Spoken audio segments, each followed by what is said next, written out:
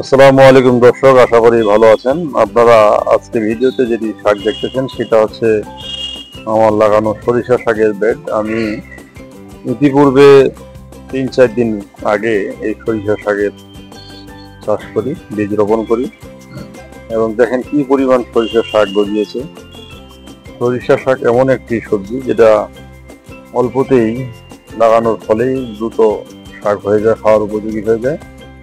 আপনারা যারা সরিষা শাক পছন্দ করেন অবশ্যই আমার মতো বেড করে আপনার বাড়ির আশেপাশে ফাঁকা জায়গায় যেখানে সূর্যের তাপ আসে এমন একটি জায়গা নির্ধারণ করে সরিষা শাক রোপণ করতে পারেন। সরিষা শাকে প্রচুর ভিটামিন আছে। সরিষা শাকে ভিটামিন সি এবং ভিটামিন এ, অ্যান্টিঅক্সিডেন্ট থাকে, যার ফলে মানবদেহের রোগ প্রতিরোধ ক্ষমতা বাড়ায়, মানবদেহের শরীরের দৃষ্টিশক্তি উন্নত করে, ত্বক এবং চুলের স্বাস্থ্য ভালো রাখে সরিষা শাক।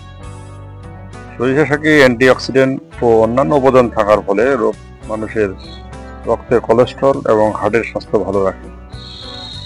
সরিষা শাকে ভিটামিন এ থাকার ফলে চোখের দৃষ্টিশক্তি ও ত্বক ভালো রাখে। বিশেষ করে ডায়াবেটিসের রোগ নিয়ন্ত্রণে রাখতে সহায়তা করে সরিষা শাক। কাজেই আপনারা এই সময় যারা সরিষা শাক খেতে পছন্দ করেন তাহলে অবশ্যই আপনার বাড়ির আশেপাশে ফাঁকা জায়গায় যেখানে সরিষা শাক লাগার উপযোগী সেই জায়গা নির্ধারণ করে নেবেন এবং সরিষা শাকের চাষ করতে পারেন। সরিষা শাক রোপণ করার পরে কি কি পরিচর্যা করার লাগে সেই বিষয়ে আমি পরবর্তী ভিডিও দিব। আপনারা যারা আমার পরবর্তী নতুন নতুন ভিডিও দেখতেছেন তাদেরকে সকলের জন্য অসংখ্য ধন্যবাদ এবং লাইক কমেন্ট শেয়ার করতে ভুলবেন না।